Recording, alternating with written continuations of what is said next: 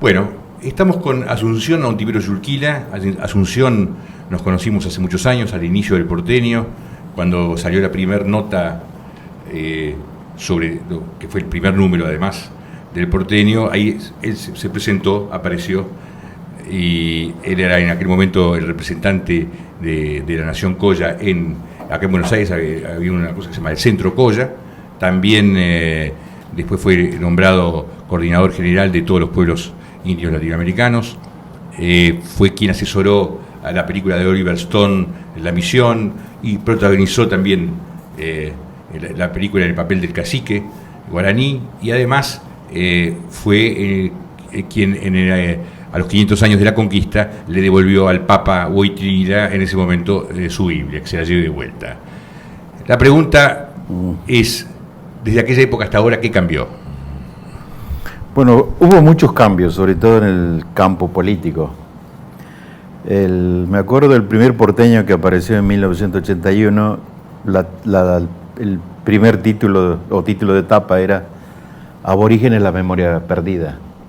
Y era una realidad, porque la mayoría de los COM que viven en Chaco y Formosa conocen mucho del texto de la Biblia que responde a los pentecostales y muy poco de su pasado. Para ello el mundo lo hizo Dios en 7 días, ¿no? Y en ese periodo nosotros estábamos adscritos al Consejo Indio de Sudamérica, que era el primer aparato político supra-internacional que tenía su sede en Lima y aglutinaba los intereses y derechos y voluntades de las organizaciones indias que existían en cada país, sobre todo en las ciudades, porque todavía no estaba extendido hacia al ámbito de las mismas comunidades y pueblos. Por ejemplo, nosotros como Centro Colla, que trabajábamos en Buenos Aires, fuimos elegidos para coordinar el Consejo Indio de Sudamérica estando en una ciudad. No salieron los representantes collas que estaban en Jujuy o Salta. El caso de Bolivia sí, tenían gente representativa y representante, ¿no?, de los intereses y derechos de los pueblos indios. Bueno, del 80 a ahora cambiaron muchas cosas.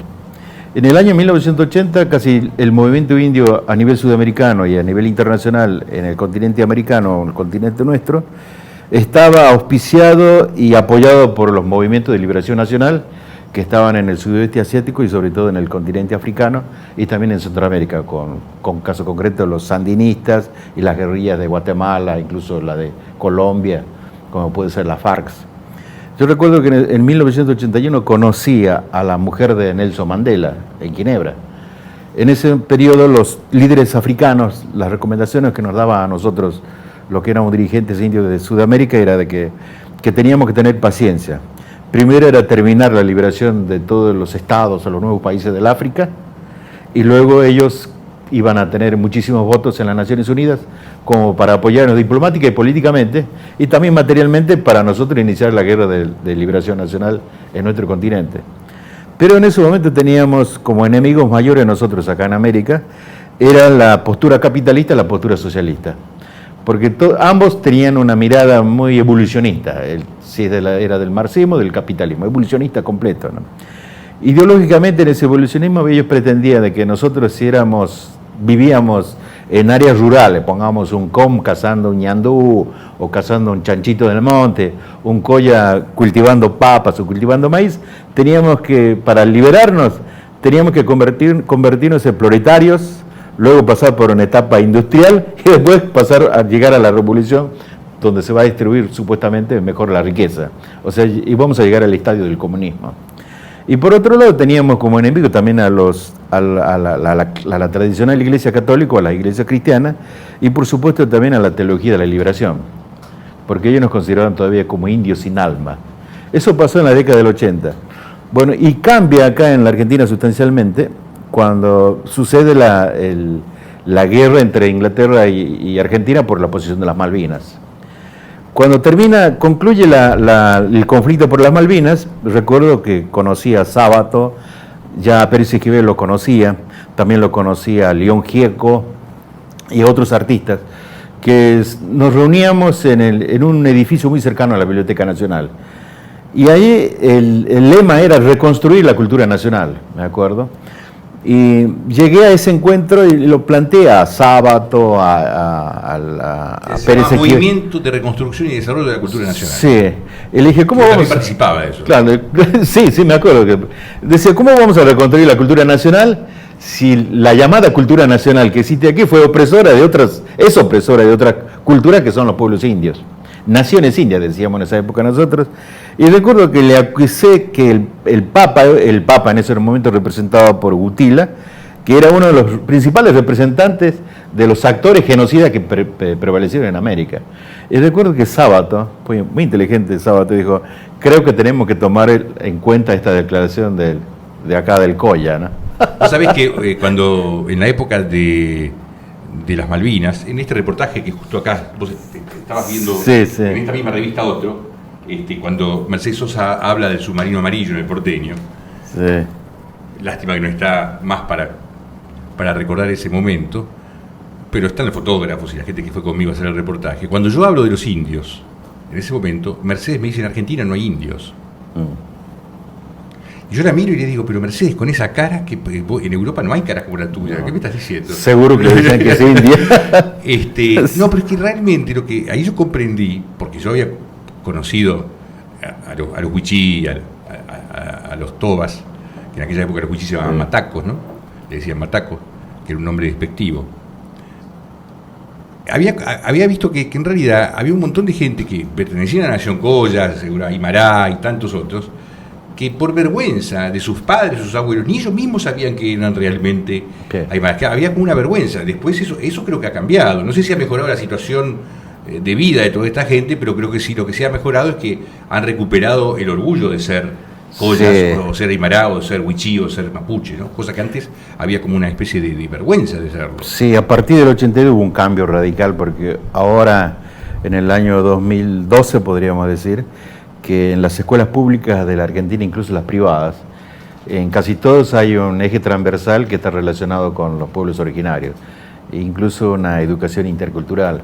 Hoy en Jujuy, o en Salta, o en Chaco, ya es obligación comprender o tratar de lograr una explicación qué significan los pueblos originarios, qué significa el pueblo Coya, el pueblo Aymara, el pueblo Diaguita, cosa que antes no había. Incluso hoy en el día estamos en un contexto donde a través de Oswaldo Bayer se está trabajando arduamente y ya hay un consenso de la mayor parte de los intelectuales de que Julio Argentino Roca era un genocida y es un genocida.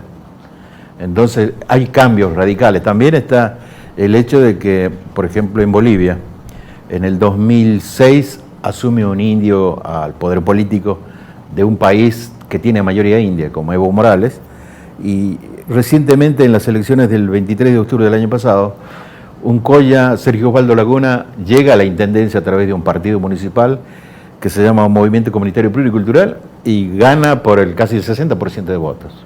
Lo ganó al oficialismo. Pero eso, ¿qué pasa ahí? Que justamente nosotros mandamos a Diego Rojas, nuestro periodista que estuvo en ese lugar. Es muy extraño, porque por un lado gana casi por primera vez un Coya, una intendencia. Pero al mismo tiempo, esa intendencia está adentro de una compañía y están casi presos, tienen que pedir permiso para entrar, para salir. Sí. Entonces, de alguna manera, casi es una especie de metáfora de lo que pasa realmente con los pueblos aborígenes, ¿no? Que por un lado, es una metáfora porque es un caso inédito, creo que en toda América, que una compañía minera que comenzó a trabajar en una corporación extranjera minera, comenzó a explorar en 1920. En 1920 el Estado argentino les concedió 100.000 hectáreas con indios adentro. Y en esos momentos eran alrededor de 300 unidades familiares. Esa realidad sigue persistiendo hasta la actualidad. Y de acuerdo a los informes o a las conversaciones que tuvimos con funcionarios del Estado relacionados a la minería, dice, es un caso único. Es una bomba del tiempo. Dice, ese es un tanque de nafta que en cualquier momento estalla. Ahora, ¿por qué no estalla? Porque los 1.300 habitantes Coya que viven en el área rural del Aguilar nunca tuvieron problemas, estuvieron casi marginados, no es que tuvieron marginados, pero problemas adentro graves. Por ejemplo, de las 1.300 habitantes, solamente una sola persona, una sola familia tiene un inodoro puesto, pero sin retrete de agua. El resto tiene pozo ciego y más o menos el 50% directamente defecan detrás del corral o debajo de un arbusto. Prevalece el analfabetismo. No hay médicos, no hay agentes sanitarios. Agentes sanitarios visita uno al mes, pero va a la ciudad minera, no va a las áreas rurales. PAMI no está presente, el Estado no está presente, porque es privado todo. Y cuando nosotros hace poco tuvimos una reunión con la representante de la empresa, nos dijeron, bueno, nosotros no tenemos la culpa, nos consideran así. Ahora, el Estado, funcionarios del Estado jujeño, nunca dijeron nada. Incluso estuvimos nosotros en Santa Fe, porque el zinc de esa mina se extrae plomo, zinc y plata. Desde 1920 hasta el 2010 extrajeron alrededor de 40 millones de toneladas de plomo, zinc y plata. El zinc, que casi el 90% baja a la ciudad de Rosario, hay una fábrica a la ribera del río Paraná. Bueno, y cuando preguntamos al ex gobernador Wiener, ¿usted sabía que el zinc viene del Aguilar a una fundición que está en Rosario? En Rosario? No sabemos. Lo llamaron al ex ministro de Economía y tampoco sabía. Entonces nos dimos cuenta que la ignorancia existe en todos los niveles del Estado argentino.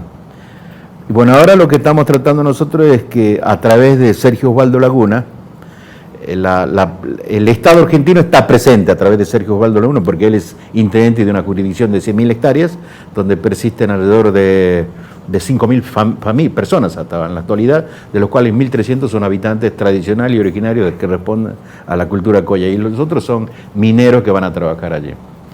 Ahora, vos decís que el Estado está presente. A mí me tocó acompañar, en la medida de lo posible, a Félix Díaz en Buenos Aires. Lo conozco de allá, ha venido acá, y conozco su lucha, ¿no? Y el Estado sabe perfectamente la situación por la que están atravesando esas familias, que son cerca de 800, 900 familias que viven en la primavera. Sí.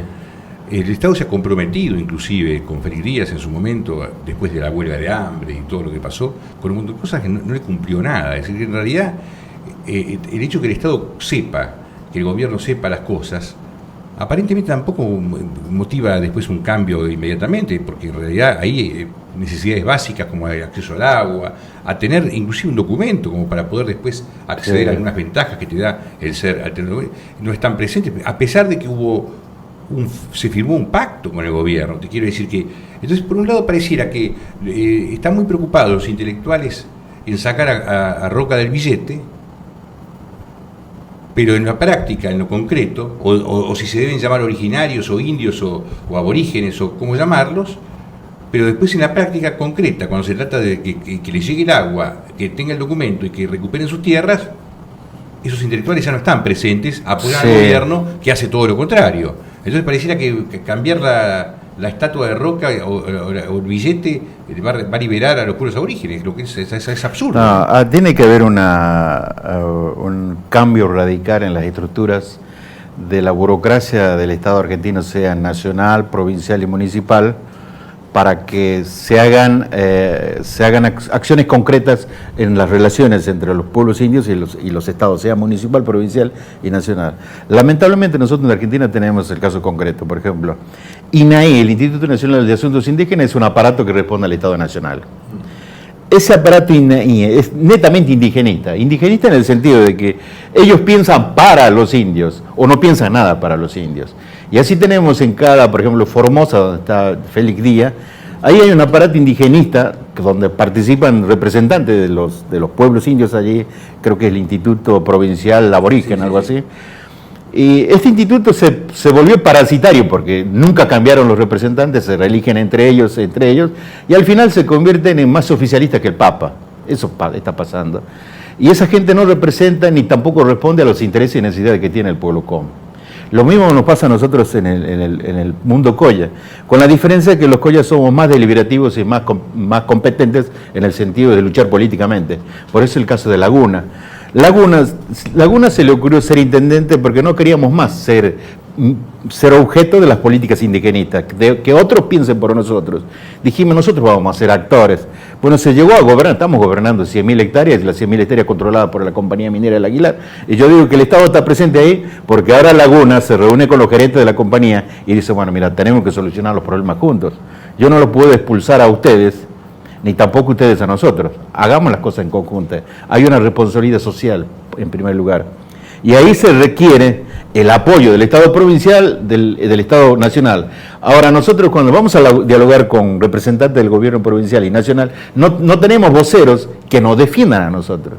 Casualmente hoy, por ejemplo, voy a ir por primera vez a reunirme con gente acá en Buenos Aires que responden, creo que se llama Pueblos Originarios y Recursos Naturales, que está dentro del área de la Dirección del Ambiente, Recursos Humanos, creo que pertenece al jefe de gabinete.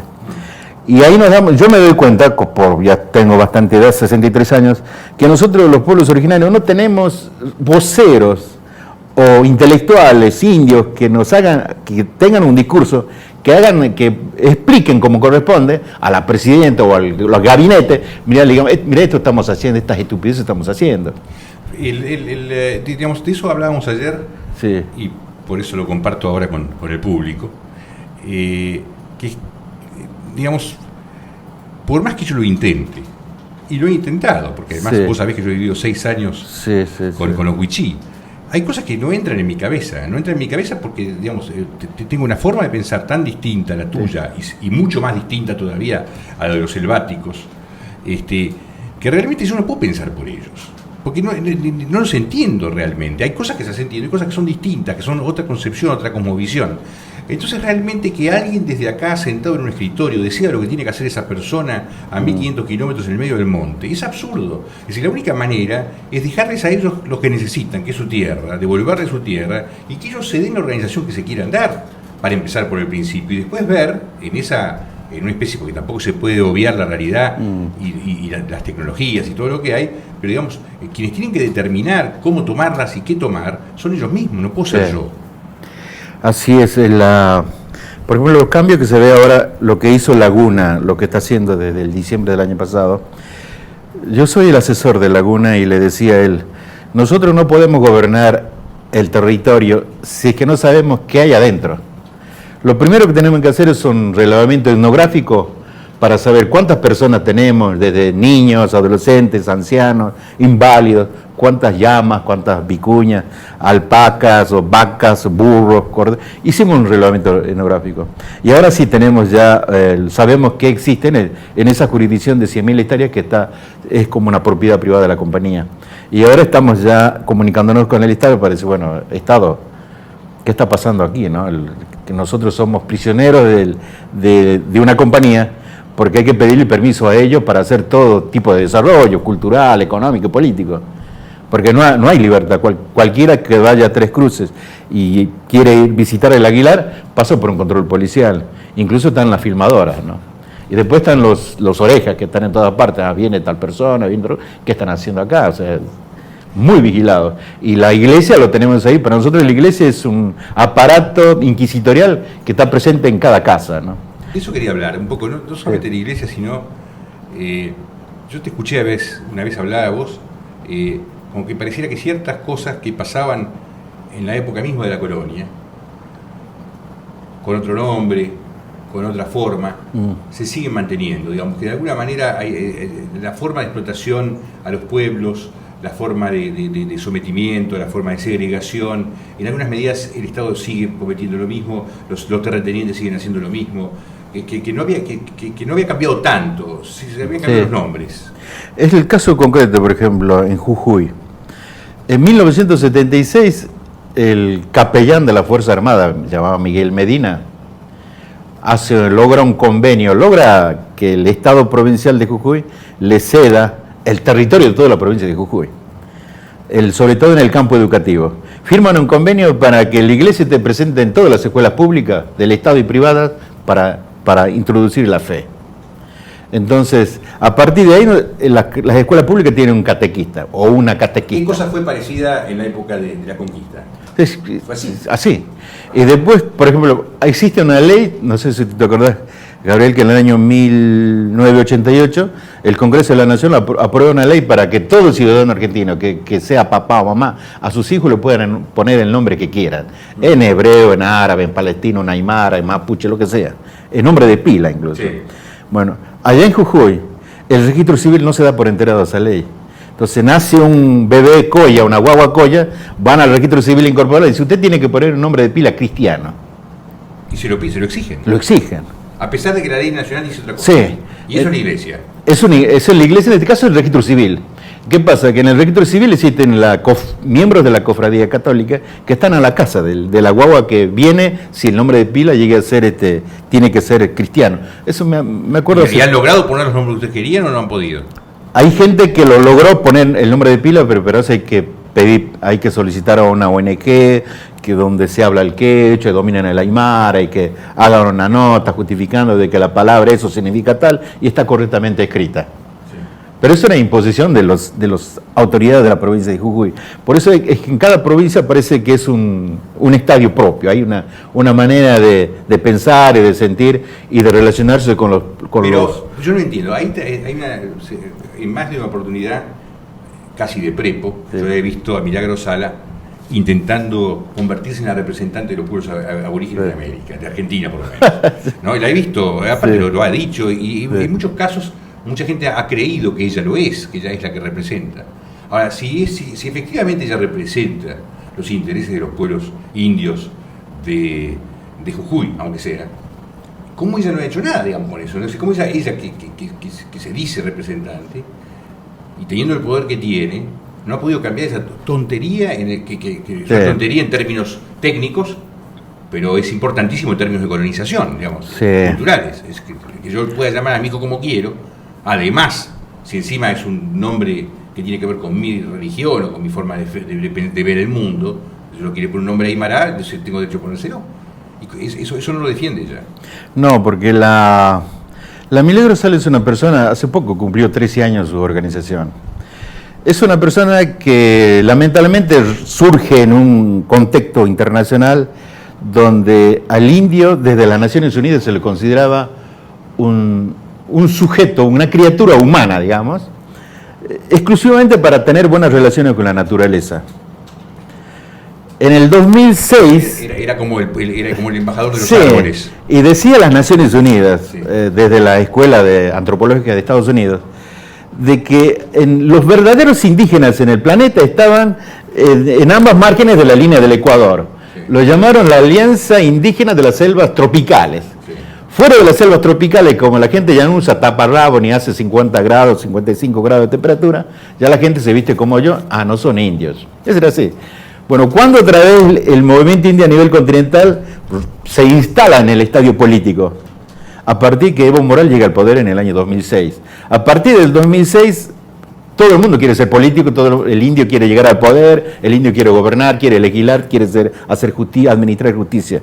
Bueno, en ese contexto aparece la Milagro Sala, y la Milagro Sala podría decir que, comparando con mi persona, podría ser ella, Asunción Ontiveros Yulquila, en el año 1974, cuando arribo a Buenos Aires.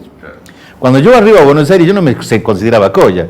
Y de repente me dice una antropóloga de la UBA, que quería ser antropóloga y hacer su trabajo de campo en La Puna, me dice, Asunción, yo quiero saber tu cultura. Y yo le decía, mira, mi cultura son los fronterizos, los chalchaleros. Y la tipa me dice, Carmen Ferrada, me dice, esa no es tu cultura. Yo quiero que me digas hablar de la Pachamama, qué hace cuando una mujer va a parir, qué hace con la placenta. Y yo de eso todo lo sabía. Lo sabía, pero no lo decía. Claro, no lo decía, era un ignorante de mi propia existencia. Yo pienso que pasa lo mismo con Milagro, porque Milagro Salas, si es la verdadera representante, lo que tendría que hacer es paralizar la provincia. Primero, ¿para qué? Para que se aplique la ley, por ejemplo, de los nombres de pila, que pueden ser de nombres del léxico del idioma aymara, quechua, com, etcétera, etcétera, en Jujuy. Después también está... Porque además, perdóname, lo del nombre no es una idiotez. No, es fundamental. Porque además el nombre, vos sabés que yo conozco un tipo, parece un chiste esto, ¿no? Pero había un tipo que se llamaba Ortelli y vendía inodoros. Y había otro que se llamaba Sillotti y vendía sillas. Es decir, que el nombre es condicionante, además, no solamente en chiste, como estoy diciendo ahora, sino que realmente, yo me llamo Gabriel, que era un arcángel, Isaías, que era un profeta, y esos nombres actúan sobre uno. Exacto. No hay manera que no actúen, entonces me parece realmente fundamental que uno pueda ponerle a su hijo el nombre que quiera. Sí, Por supuesto que después su hijo pueda cambiárselo si quiera, ¿no?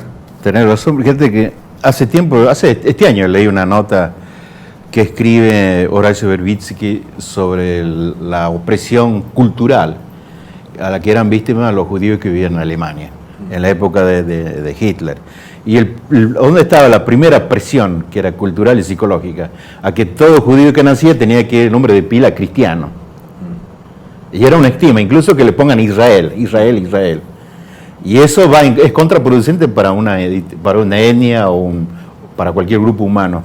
Y eso nos pasa a nosotros, porque, por ejemplo, yo me llamo Asunción, porque nací el 15 de agosto. Nací a las 8 de la mañana y a las 10 ya habrá estado mi abuela en el registro civil y se llamaba Luis Rojas, el jefe del registro civil. Su nietito vio el calendario gregoriano, 15 de agosto, Asunción. Como mi abuela no tenía la menor idea de género, dijo, está bien. Y yo después me sentía, siempre estuve estigmatizado, me sentía mal cuando me decían Asunción, o alguien me escribía incluso señorita Asunción, incluso ahora me siguen escribiendo algunos señorita Asunción o señora Asunción, hasta que yo lo tuve que asimilar, explicando, haciendo un estudio etimológico, ¿qué significa Asunción? Bueno, es una postura medio machista, digo, asumir el poder, es asumir. Entonces me siento bien, o sea, no me siento ofendido, pero sí es una marca. Cuando un pueblo quiere reivindicarse, lo primero que se reivindica es su yo. Nos levantamos en armas, votamos en contra, nos postulamos como partido político, es el yo de uno, la subjetividad a la que nace. Y cuando nos estigmatizan con un nombre cristiano, ya se aplaca la subjetividad. Nosotros no podemos entre los collas tener nombre de José, Carmen, Asunción, Gabriel, etcétera, etcétera. Nos gustaría que tener Amaros, Jorihuamanche, etcétera, etcétera, ¿no? Y eso creo que se tiene que lograr. Bueno, ahí en ese terreno creo que no está entrando la colega Milagro Salas. ¿Por qué? Porque ella está recién comprendiendo lo que es. Ahora, que ella sea representante, más bien eso creo que es una decisión del gobierno nacional, tú vas a ser la representante. En la realidad, allá, Milagro Salas en la Puna y Quebrada no representa los intereses de los collas que están reclamando desde el año 1949 que les devuelvan 1.800.000 hectáreas. Que el gobierno de Perón, el 1 de agosto de 1949, mediante un decreto, expropió 1.800.000 hectáreas y le pagó a todos los hacendados. Después viene el golpe de Estado de 1955, todo quedó en la nada. Y los que cobraron se quedaron tranquilos. Con la plata y con la tierra. Con la tierra. Viene el 2013, se declara Patrimonio Natural de la Humanidad, la quebrada de Humahuaca, y aparecen los señores, los nietos, los descendientes de estos grandes señores de la tierra, que residían en Córdoba, en Tucumán, en Buenos Aires. Cobrado por ya cobraron, y aparecen con sus escrituras. Los viejos títulos. Y la famosa Dirección de Inmuebles, que está en Jujuy, defiende los intereses de la oligarquía de antes de 1949, y defiendan a rajatabla las escrituras que poseen estos señores. Perdón, pasaron ya unos cuantos años, pero esto que sabés vos, lo sabe el gobierno nacional también, digamos. Sí. El Estado lo tiene que saber, esas tierras. Lo tendría que tirar y pagadas. Claro. El gobierno, asunto cerrado. El gobierno nacional le tendría que tirar las orejas al gobierno de Jujuy o a los gobernantes de Jujuy. Escúcheme, ustedes son unos estúpidos, ¿por qué no cumplen? Más si hoy en el día el general Perón es un símbolo del gobierno que gobierna y de la mayoría de los argentinos, bueno, que cumplan con un hecho histórico que hizo Perón de expropiar 1.800.000 hectáreas para devolverlo a los aborígenes. Y no se hablaba de aborígenes. Recuerdo que el autor, se llama Miguel Ángel Tanco, dice, para devolver a los hijos o los nietos de Manco Cápac, que eran los descendientes de los incas. Decime una cosa, para ir terminando ya. ¿Cómo surgió la idea de devolverle la Biblia al Papa? Bueno, esto pasó en 1982, fue. Se terminó la guerra por las Malvinas y nosotros, me acuerdo, el Centro Coya estuvo en contra de la posición argentina sobre las Islas Malvinas, de hecho militarmente. Y después cuando termina la guerra de la Malvinas, nosotros les agradecíamos a los ingleses, bueno, gracias a ustedes estos militares se van. Y aparte le dieron una paliza que en 2 meses prácticamente. Entonces decía, bueno, ahora viene el momento de que la Argentina piense con respecto a los pueblos indios. Y en 1982 se nos ocurre a nosotros, porque también había muerto Franco en España, y el joven Juan Carlos, que mató a un elefante de un escopetazo hace poco, el cazador, gran cazador, y piensa que es un tuerto más que cazador, fue un estúpido el tipo. Bueno, Juan Carlos asume también el poder, y nosotros le mandamos una carta primero a Juan Carlos, diciéndole a nosotros como dirigentes del centro de Coya, nos consideramos representativos del pueblo Coya, que fue invadido, usurpado sus territorios por sus súbditos, que siguen prevaleciendo en la Argentina.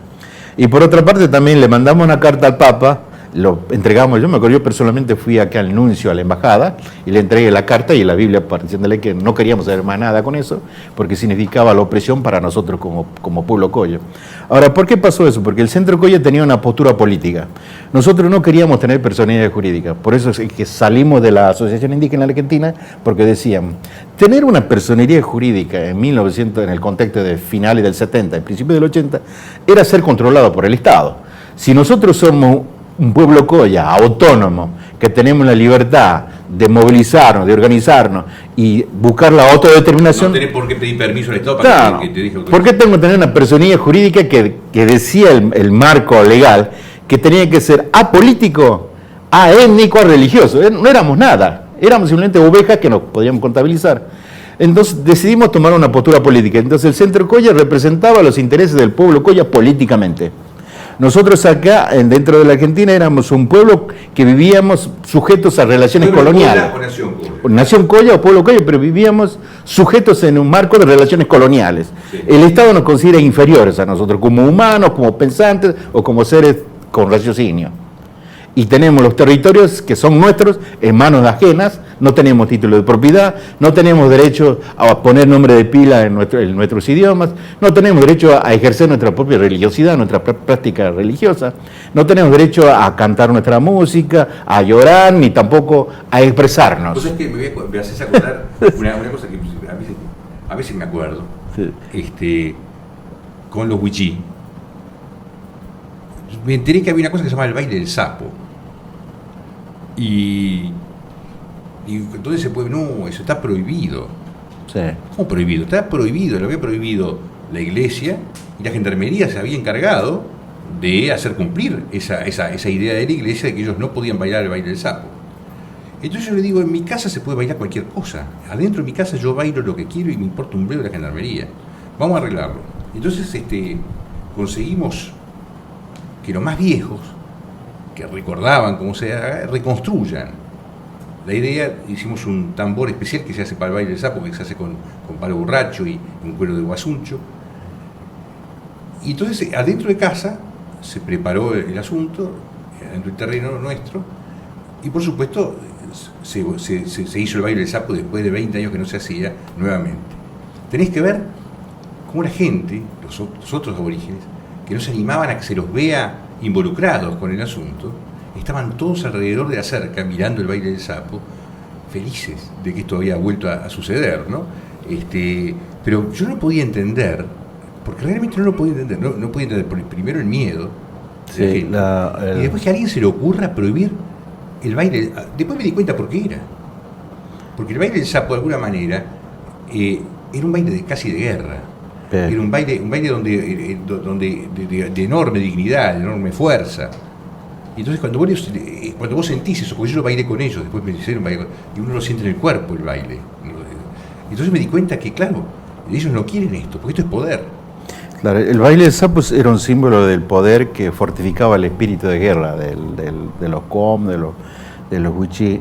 Mi mamá cuenta que ella trabajó en 1935 en el ingenio Ledesma. Era cocinera a la edad de 14 años, 15 años.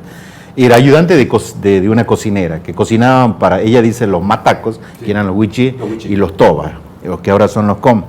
Y ella comenta, dice, cada vez que terminaba la cosecha en octubre de la caña, ellos danzaban la danza del sapo.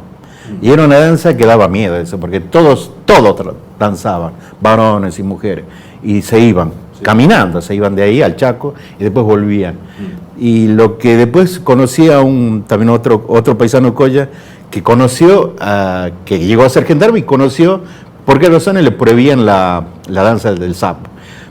Prohibir la danza del sapo, el que no dance era quitarle un poder simbólico y espiritual al pueblo com. Y eso después lo ejerció la Iglesia Católica y todas las iglesias que llegaron ahí, porque tú debes saber que en el Chaco hay iglesia cuadrada, rectangular, redonda, y uno le pregunta, ¿por qué el redonda, triangular? Por la personalidad jurídica y no las relaciones exteriores. Y además de eso, con eso recibimos dádiva de afuera. Por eso digo que este Estado argentino, que en su constitución dice reconocerá, en el artículo 77, creo, inciso 15, el Congreso de la Nación deberá reconocer la presidencia étnica y cultural de los pueblos indígenas. En la realidad es letra muerta, porque lo primero que tendría que hacer el Estado es descolonizar, cortando de cuajo las relaciones entre estas matrices de religiones que están en Estados Unidos, en Alemania, con los pueblos com, con los wichí, porque son los que los oprimen. Y con nosotros, ¿qué tendría que hacer? Directamente decirle a la Iglesia Católica, miren, no entrometan sus narices en las comunidades de collas. Así, directamente. Ahora, parte del problema también es que ese mecanismo de sometimiento también les es útil apropiárselo para después poder utilizar esos votos, porque en el fondo son votos, son muchos votos. Hoy, sí. Hoy en Formosa definen las elecciones, en Jujuy ni hablar, en Salta otro tanto. Sí. Entonces, a mí no me sirve liberarte demasiado si después yo voy a necesitar tu voto, ¿no? Claro, y además de eso pienso también nosotros que no debemos esperar del Estado que nos libere, porque la autodeterminación no viene por decreto, ni tampoco por una ley, ni por una constitución. Pienso que es un trabajo de abajo del mismo pueblo que tiene que tomar conciencia, y la descolonización debe venir de nosotros mismos. Si yo en este momento soy profesor, y si yo le voy a pedir al rector que me autorice a dar una clase alusiva a Colón, pero hablando mal de Colón, no le voy a pedir el permiso al rector. Directamente tengo libertad de cátedra, me cierro con mis alumnos y trabajamos, abordamos a Colón y sus travesuras. Eso lo debemos hacer. Incluso yo en este momento estoy, por ejemplo, ayer le comentaba, ¿por qué razón estoy estudiando posgrado? ¿Para ser doctorcito, máster? No. Estoy estudiando una maestría simplemente para reivindicar a Atahualpa, de cómo fue secuestrado y cómo fue asesinado, y eso fue un magnicidio, porque era un líder político. Y lo mismo para el doctorado, estoy abordando el secuestro y el magnicidio de Moctezuma. Me interesa eso, y me interesa eso porque pienso que la mayor parte de los pueblos, de los dirigentes indios que existen en nuestro continente, y también la gente que no es india, desconocemos el pasado. Porque nosotros todo lo que leemos sobre los mapuches, sobre los collas, los guaraníes, sobre los mexicanos, fue producido en Europa, con lentes europeas y con un raciocismo europeo. Entonces nosotros tenemos que empezar a reescribir nuestra propia historia, aprovechando los datos que están, porque a los datos los tenemos que narrar de otra manera, desde la perspectiva de los pueblos indios. Bueno, para terminar, como aquella vez que te conocí, tenés a Plaza de Mayo como vehículo para también poder hacer todo lo que quieras hacer y escribir libremente. Bien.